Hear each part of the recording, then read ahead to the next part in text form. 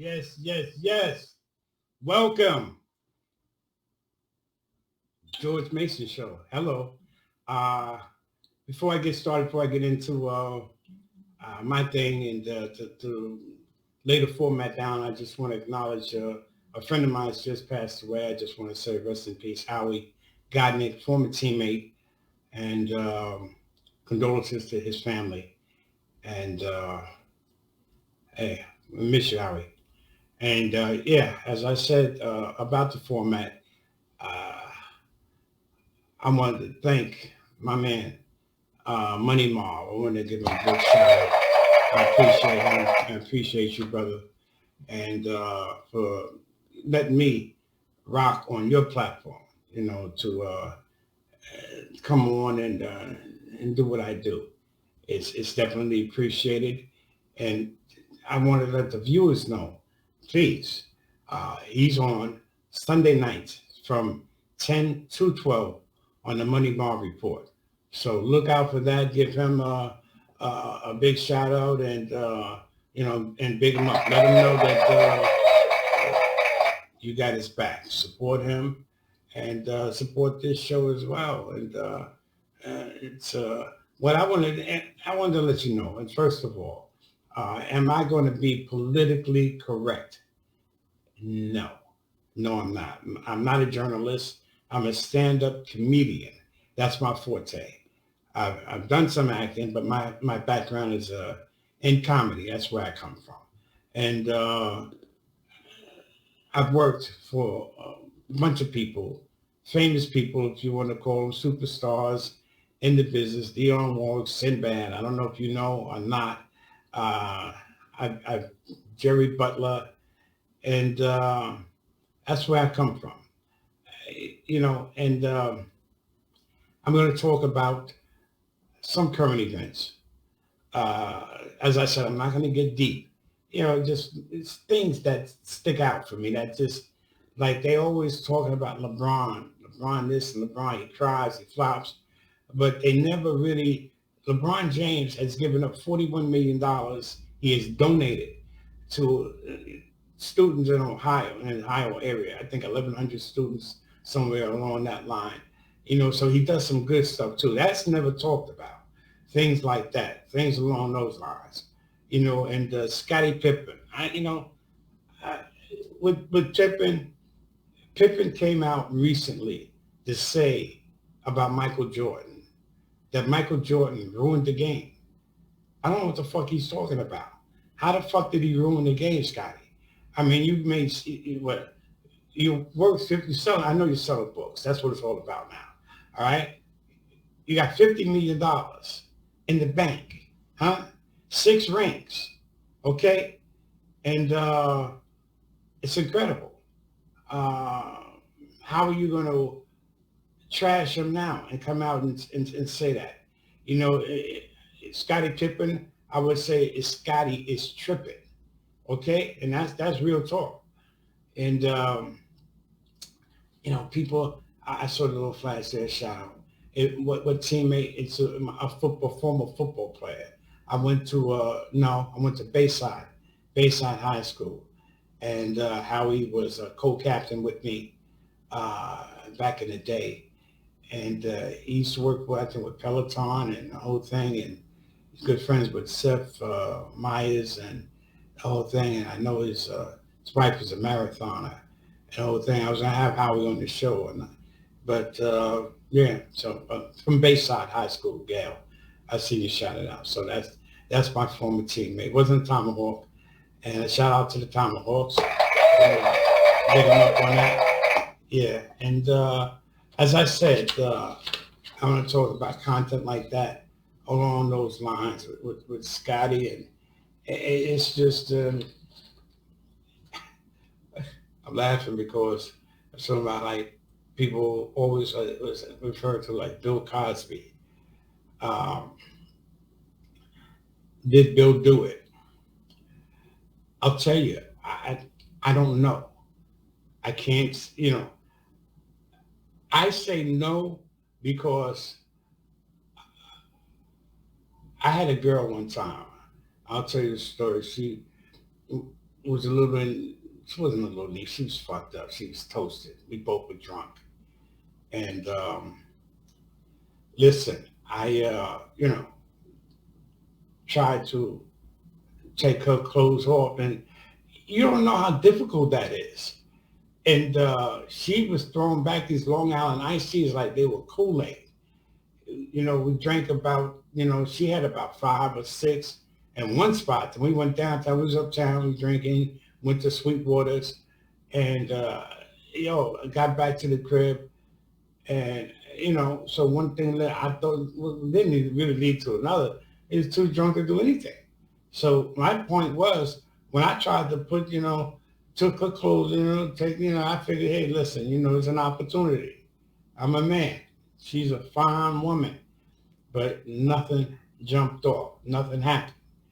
And trying to put, man, I put her underwear back on backwards. Her shoes was on the wrong. It's hard to do. So it's like, I don't know, like Bill is a magician. I don't know if he did it. Let's say he did it. How the fuck did he get the clothes back on? I couldn't work that out. The girl woke up, she was twisted, she was crying, and what the heck? I said, man, that's how you came. I didn't have my shoes on the wrong. Listen, I didn't do nothing. But yeah, so I don't think Bill did it. That's what I say.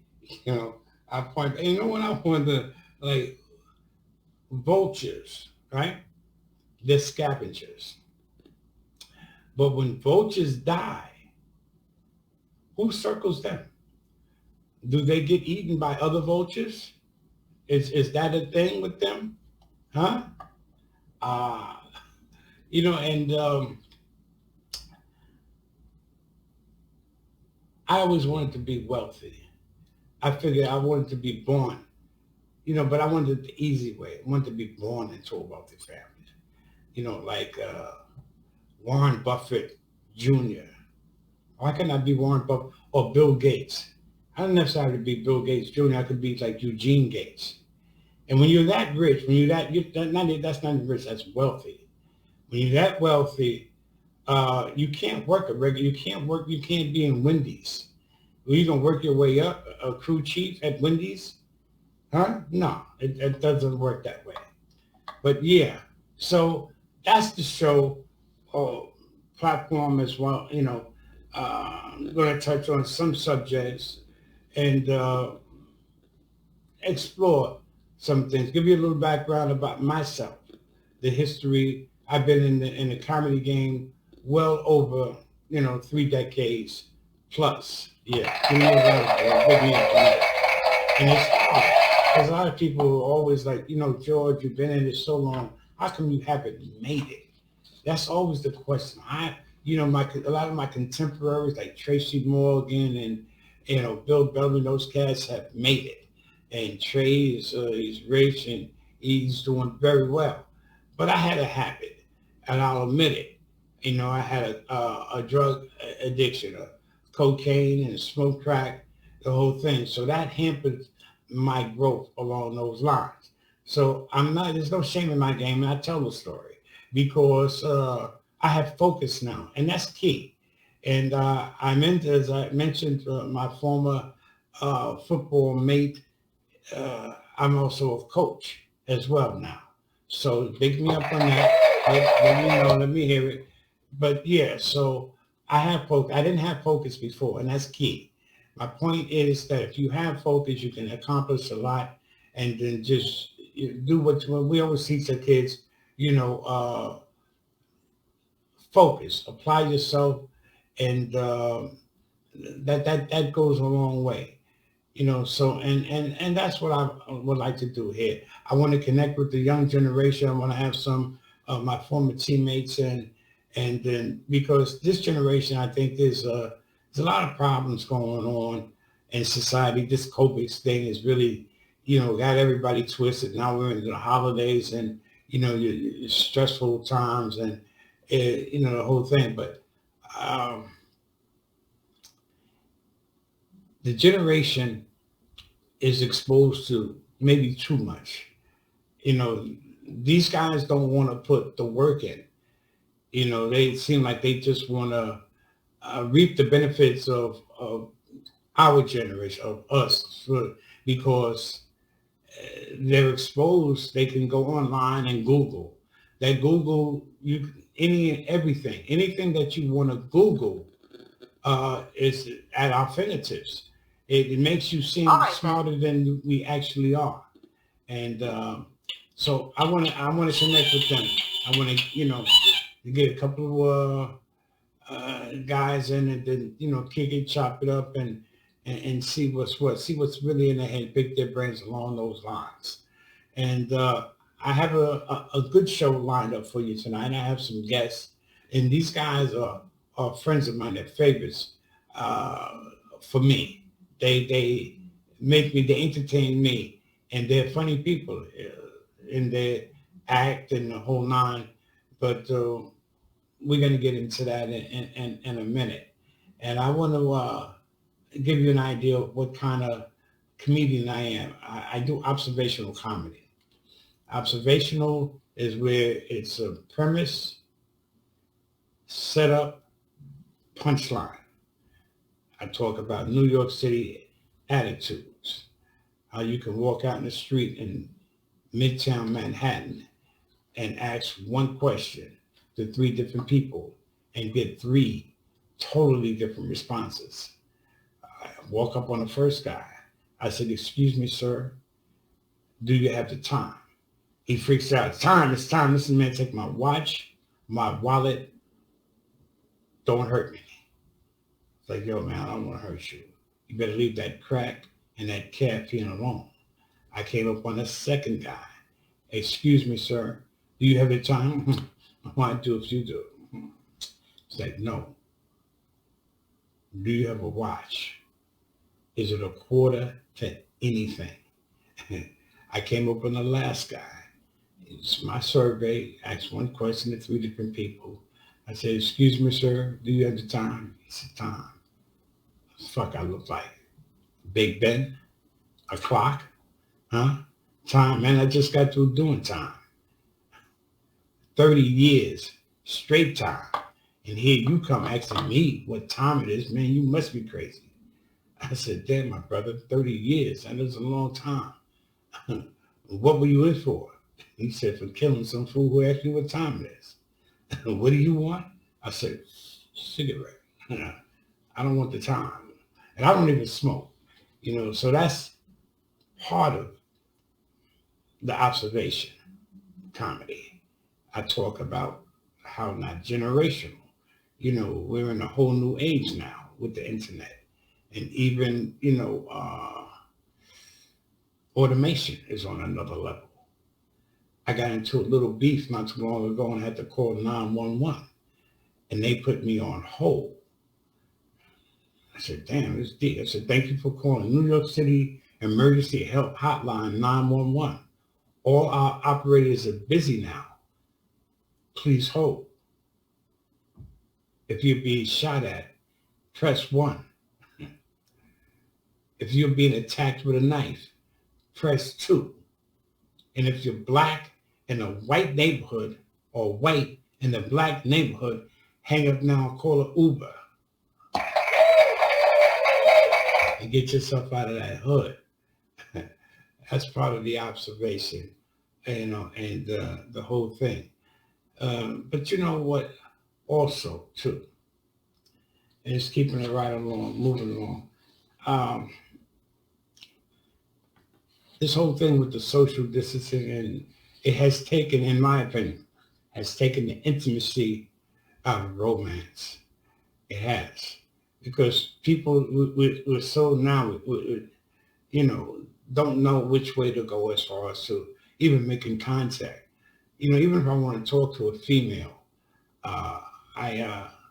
it's kind of hard to make a move on that, because, the 6 feet thing, and then even the sex, I can't even navigate that, can't negotiate that unless you've been with a partner for a long time, you've been with somebody and you guys are very comfortable with each other and it's all good like that. Or somebody and you've been wanting to get with him or her or however, and to make your move. So it's along those lines where, you know, uh, like I said, I had mentioned about working with Dionne Warwick and Sinbad. And I tell you, uh, there's levels to fame and there's levels to any type of success that you might have. And especially in this business, in show business, there is levels. And sometimes the old saying, be careful what you wish for, you might get it. And because if you're not ready, it's for massive fame, for superstardom. And I worked with Soupy Sales and Frank Gorshin, and I mentioned those two because they were the vets, they're pros. And Soupy's timing was just impeccable, was incredible. He taught me a lot of things, about how to deal with agents and promoters and stuff like that. As he was working, he's back in the 50s, and he was incredible. But, he gave me some pointers, and he had incredible fame, massive fame. Frank Gorshin had massive fame and the whole nine. And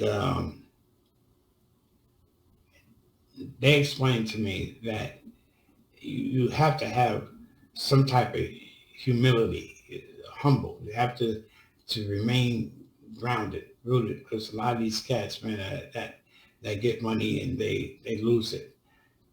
I'm not talking about Kanye. It could be anybody. How many people that have a few dollars and their ego is through the roof. You can't talk to them, and that's just how it goes down. Unfortunately, sometimes you got good people, man. They get money and they become somebody else. They change. They flip. So, but I would like to feel, I make it. I get a few dollars, and I remain the same. Remain the same individual that I am. And you have to have a spiritual base to do that for the most part. And I want to also address, like I said, with Cayenne. Cayenne wants to get back with Kim, and I mean, he's got all that money. And she's out there. He met her, but he's in love with her. They had a couple of kids, and so I'm pretty sure I don't doubt, his love for her or whatever, because we don't know what goes on behind closed doors. We only get the surface of the news. We don't really know the intimacy of how he's feeling for her, what's really going down, what's really up with that. And I'll tell you,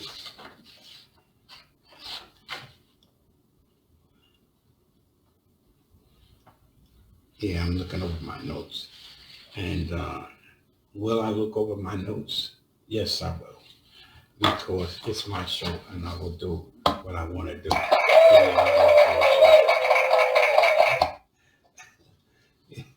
Yeah. I was always said, if I got Alzheimer, I would like to get good Alzheimer, if there's such a thing as good Alzheimer, to do stuff and then have a note and say he's got Alzheimer. Here's his note. I don't know.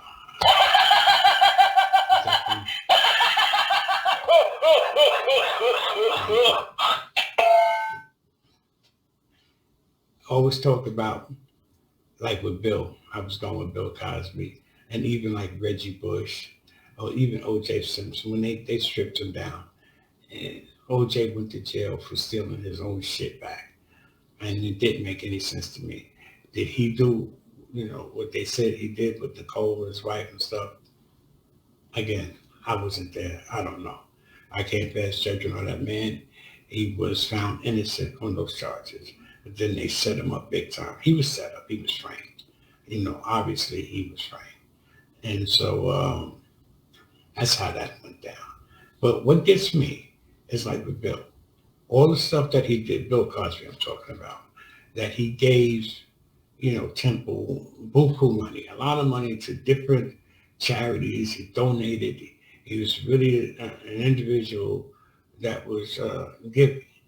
But when they stripped him down and they took back his accolades, the whole thing, they never gave back the money. That's what I never got. Give back the money. They never gave back a penny, right? But they took all the awards. Yeah, it's amazing, and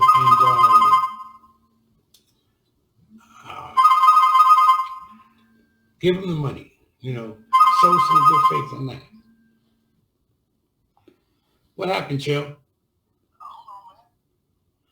So yeah, that's my guess. That's my first guess.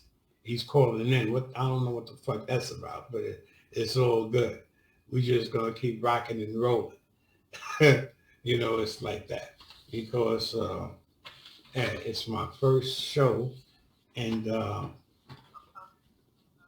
yo, Chill. Are you in the studio? You gotta press on the link. I'm live, brother. I'm on the air. You heard? So obviously this is live. Huh? You know what I'm saying? So, yo, I don't know what happened. You're not in the room, B.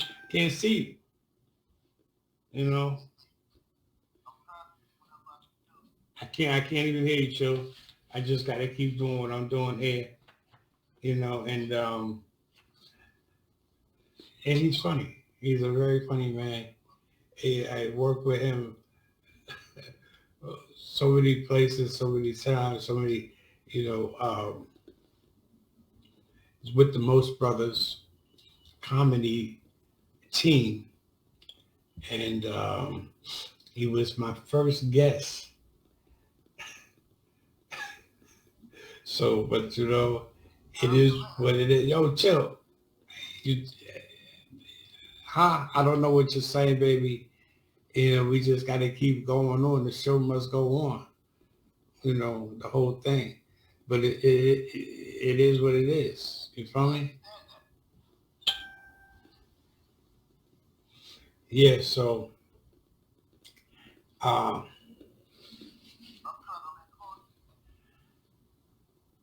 they say Rome wasn't built in a day. How long did it take to build Rome? I always wanted to find that out.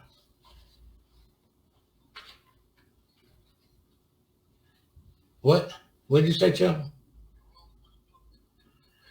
Rome was built in 60 seconds. Oh, okay. I keep going, keep going. There's your people out there.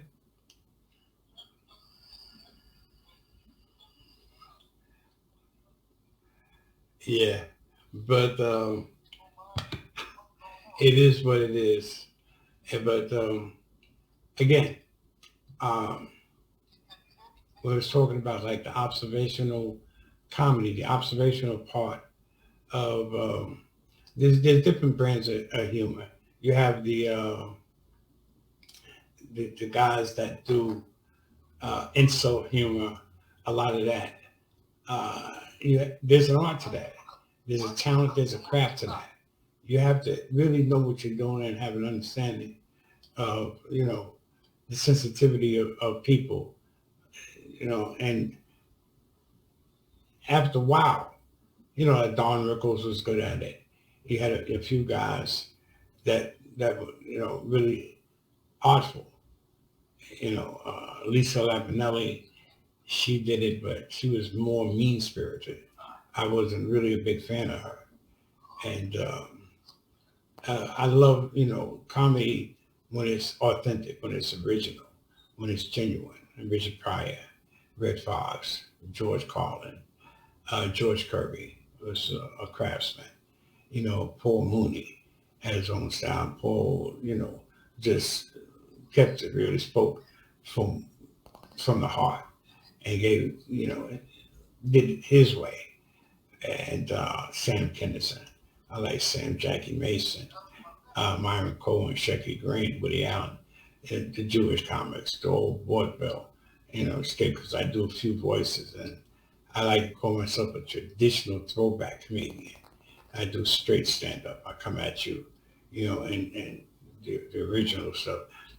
Some of these newer comedians, I like Cat Williams. I like Earthquake. Earthquake makes me laugh. And Chappelle is funny. His special, For What It's Worth, when he was in San Francisco, very, very funny.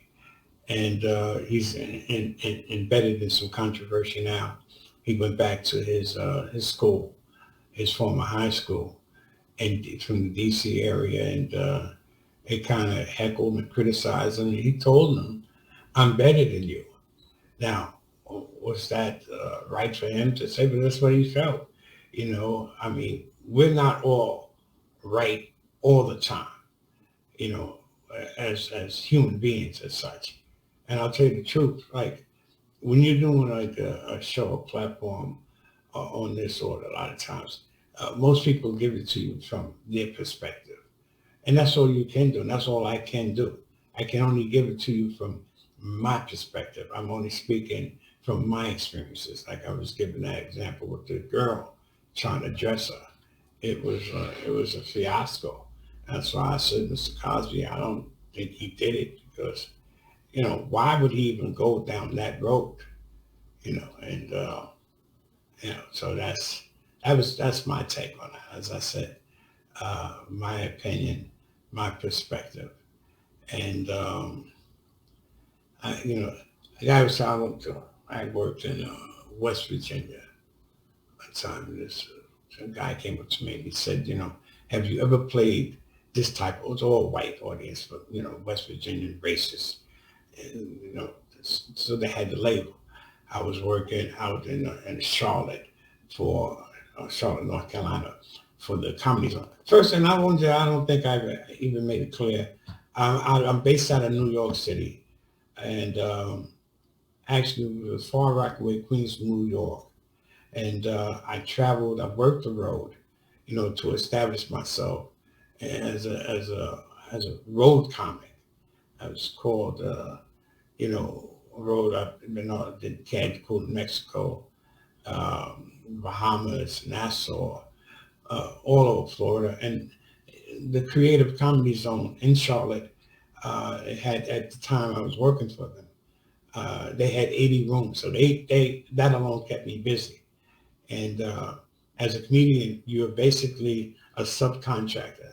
You subcontract yourself out. You learn the ropes like the agents. Well, once you start working, and it's a little different now with the advent of social media and such, to actually get out there and start working and start learning your way around. Traditionally, back in the day, it would take a comedian, they'd say 4 years to really have an understanding of what you're doing to develop what we call a tight five. Have 5 minutes of good comedy, but it takes time. But now, is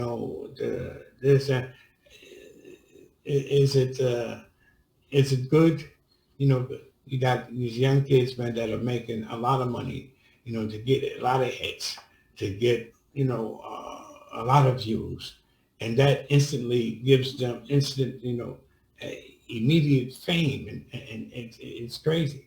And the amount of money that they're making now, a lot of them are doing this little silly, the TikTok stuff. And can I knock it? Can I hate on it? No, it works for them. It works for them. Am I bitter? No, not at all. And like I said before, I had an addiction, and that held me back from saying going to it. It might have been good for me. It might have been detrimental to me if I made it the time that I was out there, because and some people can handle fame. Some people are good. I was watching the other day. It's Chuck Berry special, Hail, Hail, Rock and Roll, and it was incredible. And Chuck he didn't have a big backup band behind him. Chuck would just go get his amp, and then that was it. He had a pickup band at wherever he was playing for that evening. I think it would make like $11,000 for the evening, and that was it. He didn't have to, break that down, share it with anybody. And that's how he did his thing for a long time, from what the documentary that Keith Richards had put it together. And I thought that was interesting. because comedy, when you working, in this game, and you're going from one town to the next and doing one-nighters, and it can get very lonely. It can get, after a while, you're doing an act.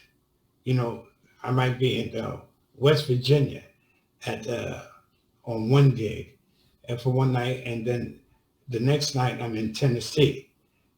So and I see my partner is in the room, my buddy there, and how you doing, partner? Hey, Hey, what's up? But yeah, now it's just sharing the story about telling how it is on the road. You're working from one town to the next.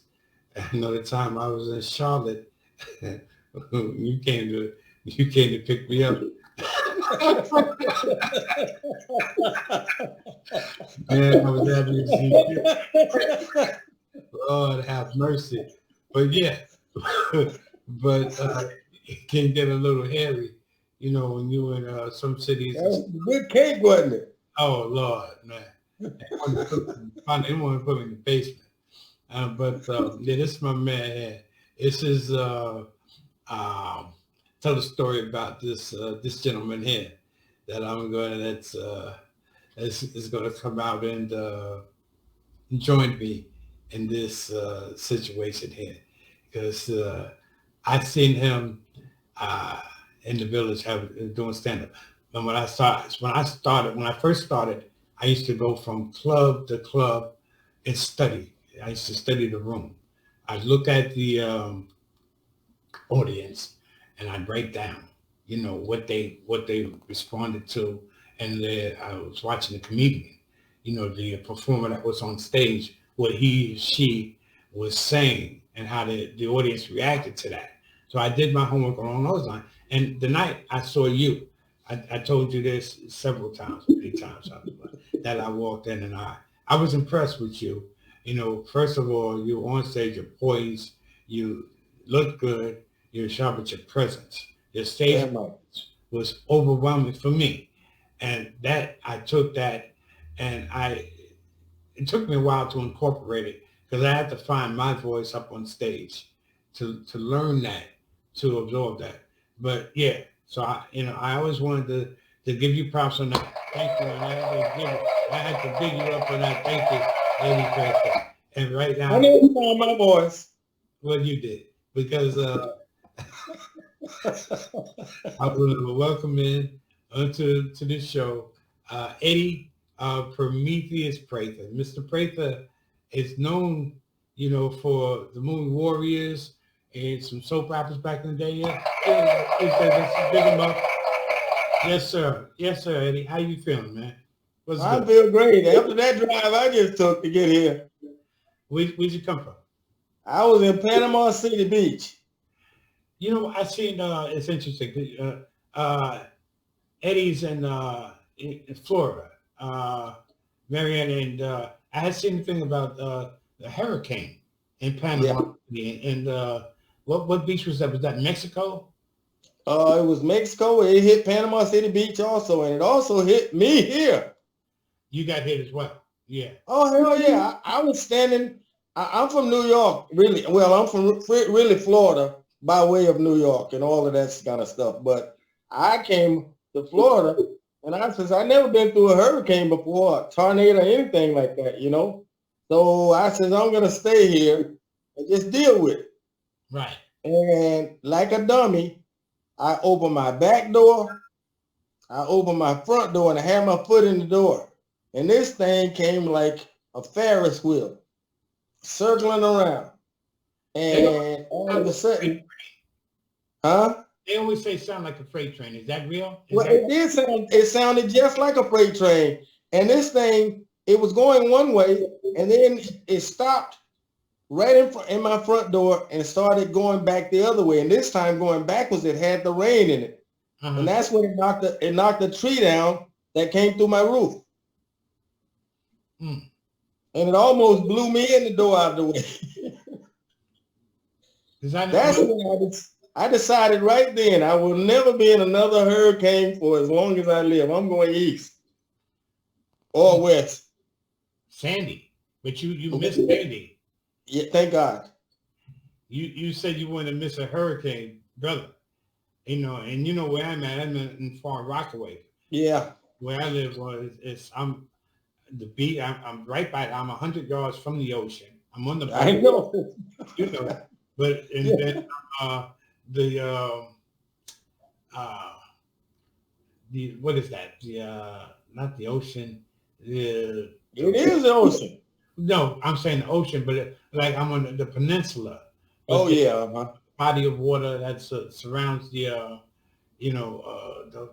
complex over there where I stay. It was 6 feet of water, and streets.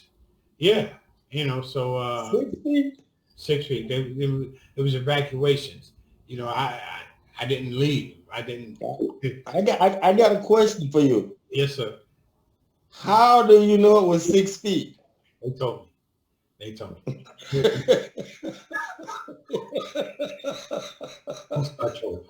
How the hell did you know it was 6 feet? That's what they told me. Okay, all right, fair enough. Ask me who Dave is, and then I believe you. Yeah, I believe because they said that's what it was. But yeah, because I'd always wanted to before I actually experienced that Sandy. I was always curious, like an earthquake. We had a couple of earthquakes in New York, and Glad I wasn't in on that one. Yeah, but you know what? It's amazing. I know when I first saw you, you were doing about how where you lived in the Bronx. You said that I'm from the Bronx, and I have to back into my building with my pistol out. Right. But it was visual to me. It was visual to me too. Very visual. But when I went up, where you lived over there, I understood. It was rough. Especially coming like over by Nelson, Summit. Yeah, that was rough area over there. But I'm right up the hill from Yankee Stadium. Yeah. Yeah, yeah. As they call it, the white building. But those buildings were I never figured that out because the building is not white. So shout out to the Dr. Humes. She says hello, and Sangha says hey. Okay, well tell Sangha I said hey too, and tell Dr. Humes I said hello. Hello, Dr. Humes. And hey, Dr. Humes. And Sangha, hey, what's up? And you too, Sangha. I'm gonna get you on there, both of you. And that's Sangha of the Valley, man. That's Sangha of the Valley. He ain't no joke. No, he's not. That guy can play a drum. He can play the drums. No question about that. I'll give it to him. Yeah. But the thing is too, partner, that like you said, the white building, I never got that either. What was it? I didn't get that part. Nothing white about that building. At all. Huh? Nothing. Nothing. Nothing. Not even the people who lived in it. Nope. Any white people in the building? Y'all had any white? No. A couple, right? We had one a long time ago, but they left. They left. I thought you said he owned the building. No, he didn't own it. He was glad to leave. Yeah, to get the fuck out of there. Yeah, he got out of Dodge. Yeah, somebody started running down Ogden Avenue. I want to ask you, buddy, how like in Florida now? I know you were telling me before, like you were in the club business. Oh yeah. I managed a club here in Florida for a number of years, and I had never done that before. I didn't know that side of it. Mm-hmm. I only knew going to a club, going on stage, and leaving. Right. But I got a chance to know The other side. Oh my God, there is another side. Yeah. Yeah, there is another side, and I was dealing with an elderly gentleman, but he had his stuff together. Coach. Okay. He's about the winningest coach it was around here. And in Yeah. Florida, football is no joke. He coached for football and Yeah, football and basketball. He got a championship in both. okay. Oh, he was no joke. He didn't do track? He coached everything. He's Track. He's just a Hey, coach, period. if you want to throw a spear, he will coach you. Hmm. Yes, sir. Hey, what you didn't give me anything to drink. You didn't ask. Okay. May I have something to drink? I know you got a little something. Yes, I do. In my cup. But partner, I want to ask you. I call him partner. I call Eddie partner because he is my partner. Yes. That we've been through and that kind of thing. So I appreciate you. I always say that, that, buddy. And Well, that's from me to you. I appreciate you and the things you've given me heads up on, especially in the business of stand-up, I appreciate. because you say you remember seeing me in the village, but I remember seeing you at the village and after the village also. In fact, I forget the name of the club we were at, but You talking about uptown? yeah. Yeah. And I hit on your mother in the audience. Hey, what's up? What's up? How you doing? You can hear me? No, we can't hear you. He just man, great. Yeah, Yo, thank you so much. We bringing in now, Gerard partner. We're gonna get to the story and you because I want to Gerard before I get to you. We have Gerard A. Washington. Give him a round of applause. Shout him out. What's up, my brother? Gerard, how you doing? Nice to meet you, Eddie. Hey, the pleasure is mine. But good. I would ask Eddie about he was in the movie Warriors. It was a classic. And partner, what was it like that experience? I'll put it like this. It was an experience because a lot of them were real gang members. We were acting, but they did have some real gang members out there. Wow. Okay. Yeah. That was interesting, but they were real cool. And Gerard is in the game. Yeah. Well, that's good, gang, man. Yeah, I was in a hard gang, man. It's called the Shortstops. Yeah, everybody was like 4 feet up to 5. I was the tallest guy in the gang. You know what I mean? I was like, I'm 5'5", and everybody was like shorter than me, and they looked up to me. We was knocking heads, man. Y'all were knocking more than head. Y'all were knocking knees. Yeah, we punching the knees and elbows, but we was doing that thing, man. Yo, listen, I'm on break, believe it or not, man. I'm on a quick lunch break. I had to come on here. Congratulations, George Mason, on your show. Thank you for inviting me.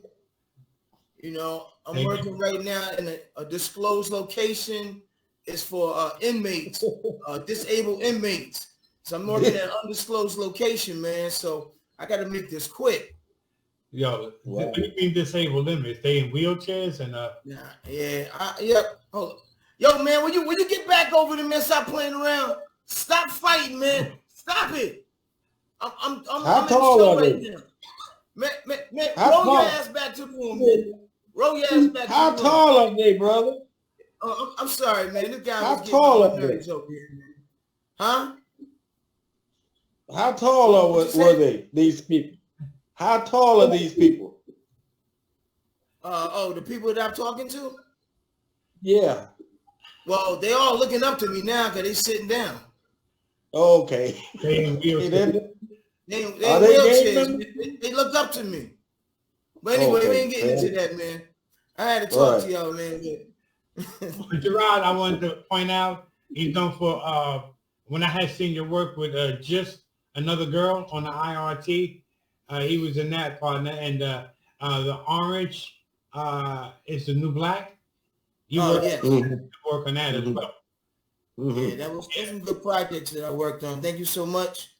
That was it was a pretty good movie that I did. It made a lot of money, and I was able to relate to the part that I read for because it actually happened to me when I was in high school, dating a young lady, and you know she bounced on me with another guy. I'm like, oh shit! But the script was so real, man, that I enjoyed it. And Hell, I had a lady bounce on me last week. yeah, lady jumped on you. The lady bounced on me last week. Oh damn! Hit the road with a nigga on the truck. Do I big that up or what? I would shout out to James Jr. James, God bless you. Thank you for tuning in. But yeah, man, so it's all good. And I know Gerard, you're funny. He's very funny as well. I know we did the thing at Trips. Yeah, we've done a lot of shows that we worked around. And yeah, Gerard is very original, is very animated, and he gets his point across, and he does what he does, man. He's good. And that's what's up, Gerard. So thank you. You're welcome, man. Keep doing what you're doing. And you're always one of my favorites. You make me laugh. And, you know, thank you, man. Laugh too. Yo, but I got a movie coming out on Netflix. It's called The Good Nurse. I play as a nurse because, you know, I have the background as a former paramedic with the fire department. So I was able to get that part as a nurse. So it's coming out Netflix next year. Just look out for that on Netflix. It's called The Good Nurse. I never know if it's real. Yeah, man. You know, I mean, I'm not, you know, giving any injections or any rectal temperatures, but you know, I'm just being who I am. You're not giving any rectal temperatures? Guys getting some. Where did that come from? Yeah, right. What you talking about? You getting your prostate checked out? What are you talking about, man? No, hell no. I had that happen one day, but the guy came out. He must have been a basketball player, this nurse. Oh. I see you ain't sticking nothing nowhere, bro. Fingers was mad. I seen that one guy like that, one doctor like that. I'm like, nah, man. When I seen him put on, I was like, oh, hell nah. He put on them gloves, and once he put on them gloves, I saw how long those gloves were. Yeah, man. Tomorrow. Yeah, I got a doctor also, man. He's like 6'2", former basketball player.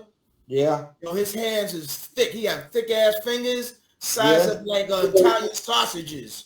Yes. Some big ass hands, and he was like, "Yo, it's time to check me out, because you know, as men, we got to get checked out, man.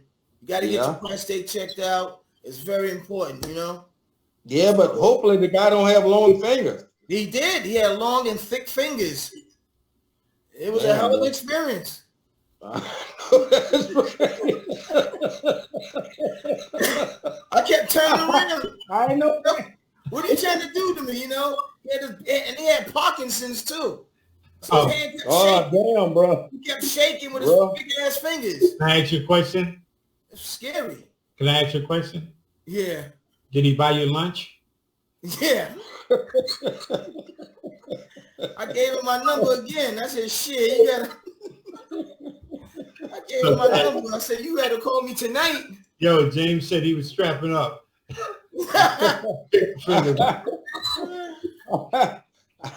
I gave my pickle fingers. What's up, man? Oh, and I wanted to let you guys know there's no cursing here. There's no fucks, no shits, no bitches, and none of that. You get Cash App $25 per swear word. I knew what the hell happened there? Yeah, well, that's why I invited you. I know your curse, so I'm gonna make money off y'all.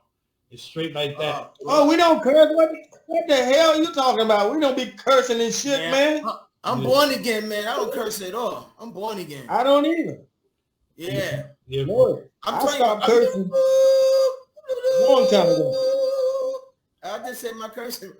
Can I tell a story about when you danced your way in and danced your way out? Yeah, go ahead. I can tell that.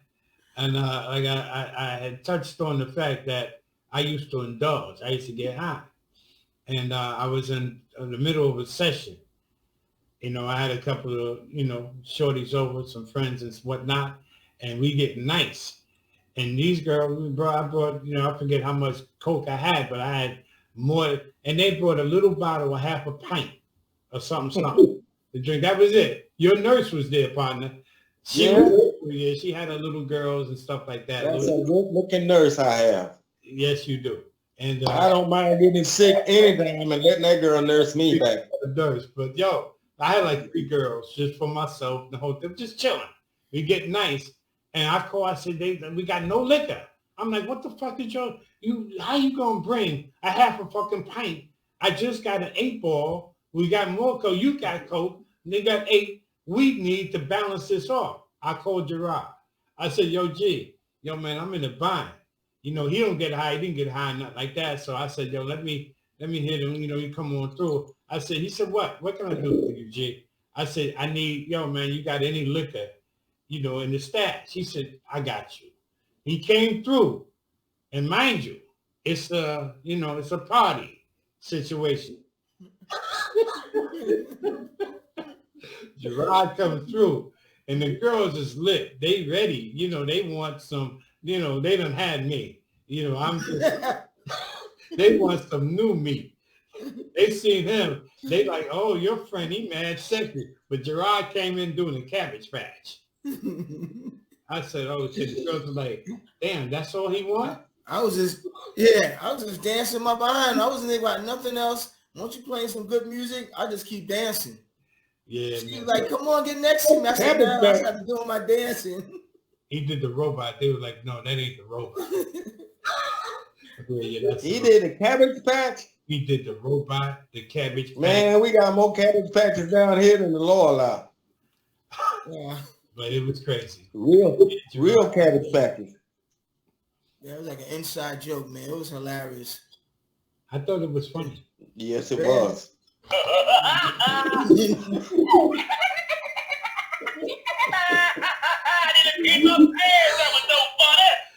But yeah, man. It was that's George. Huh? Yeah, man. No, I was saying. I said that was George. His personal nurse. The tall one. Well, there was like 2 of them. Yes. Yeah, that was she was there that night as well. Yes. Yes. Do you remember that night we were on stage on 145th Street and I'm up there. I couldn't get my words out because I smelled that fish. Oh, famous fish. Famous fish? We were at oh my God. 145th and St. Okay, I walked off stage and made it straight to the fish store. Yeah, that was a nice room. I like that room. Straight there. Yeah. Yeah. Oh man. Right by the subway. Yeah. And the crowd, it was a little hole in the wall, but the fish. You've been uptown, right, Gerard? Yeah. On 145th and St. Nick, on the uptown side. Yeah. Oh, okay. Yeah. Right. Yeah. Yes, that was the night that George got cursed out. Well, I got cursed out for George. Damn. Yeah, but you went home with the girl. The lady came back upstairs from the subway, me out. Yeah, but you went home with the girl. And I explained. Yes, I did. Then you I gave her a lift home. And she accused you of impropriety. Yes, she did. Yes, I did. No doubt. And we became friends. You guys are funny as fuck. I'm loving this right here. Thank you, James. Thank you, James. That's what's up. Hey, man, I don't know if you looked on the news today, man. Today is World HIV Day. AIDS Day, and they were showing that they're giving out free HIV testing. Free. It's free HIV testing today. They got stations posted all around, tables posted all around the city. And would you believe that no one stopped at the table? No one stopped at the table. Everybody was running past the table. They were trying to get a free phone. Yeah, I'm looking at the news. I'm like, what the hell is going on? They giving free tests. I saw a guy did a double step. He looked at the table and ran away. But nobody wants to know. Everybody said, I don't want to find out what's going on with me. I don't want to know. But it was getting out free phones and sneakers there. Stop at the table. You know that. But, what about your health, man? Yeah, but our priorities are twisted, as you know, unfortunately. But yeah. Well, they're giving out free phones around here, free phones. So everybody's at the phone table. That's what I'm saying. The priorities are messed up. Yeah. They didn't want to know about anything else. No, they don't. And that's not a good look at all. No, it's not. Everybody needs to know what the hell is going on. James Perkins, here in 2030. So it's about to be a fucking fest. No more pulling out fat. Oh, God. James, that's what my doctor told me, man. He said, I'm vaccinated. I'm fully vaccinated. James, for real. Yeah, I'm fully vaccinated. My doctor told me, he said, once you get the vaccine, you don't have to wear masks or wear condoms anymore. So I said, fine. That's why you did it? That's what I did it. You said you don't have to bag up no more and no more masks. Well, what about would your doctor tell you the same thing? No, he didn't. Oh, he didn't? Oh, damn. My doctor told me, you got to understand, my doctor's in Alabama. And back then in Alabama, the things that they gave brothers wasn't pleasant. Yeah. It wasn't pleasant at all. What they give you? You've heard of Miss Elvis boys, haven't you? Yeah.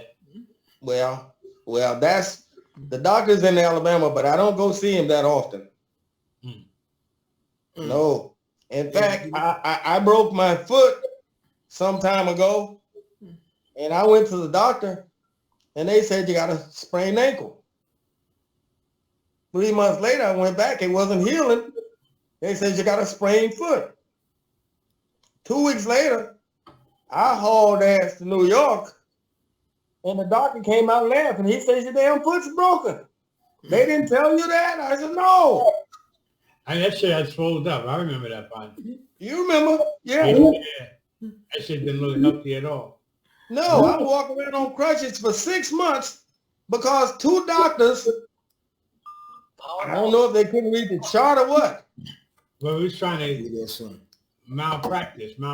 I was, remember we were saying that might be a malpractice situation. All I know is my foot hurt. Good. Damn.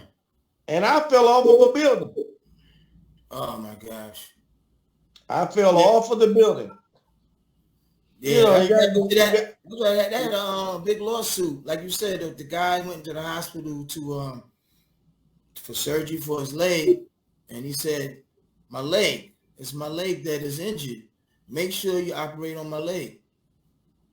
And came back out with a different type of genital. Well, it was a third leg. The doctor misread the damn report. So he came back with a third leg? Yeah, he came back with a different genital. He had a penile. Huh? He had a penile. Yeah, no, they removed it. So he's a hell of a lawsuit right now. Check it out. You guys are crazy. But he will not be happy forever. It's important to read. We're coming up to the end. I want to thank you both, Gerard A. Washington and Eddie Prometheus Prather. You guys have been great. And right back down. I want to thank you, the viewers, for tuning in. I'll be here every Wednesday. And I want to thank Money Mob. And don't forget, the Money Mob Report every Sunday from 10 to 12 Eastern Standard Time. And my partner, I'm going to talk to you there, Gerard. I'll talk to you later. Again, thank you both. I wish you all the best. I'm sorry for the rush, but I'm at work. Unfortunately, I'm at work. But listen, the show must go on. You my brother. I love you. And keep up the good work, man. I thank you for allowing me to be on your first of many shows, Mr. Mason. Mr. George Mason. George Mason. George Mason. Yeah. George Mason. God bless you both, and thank you.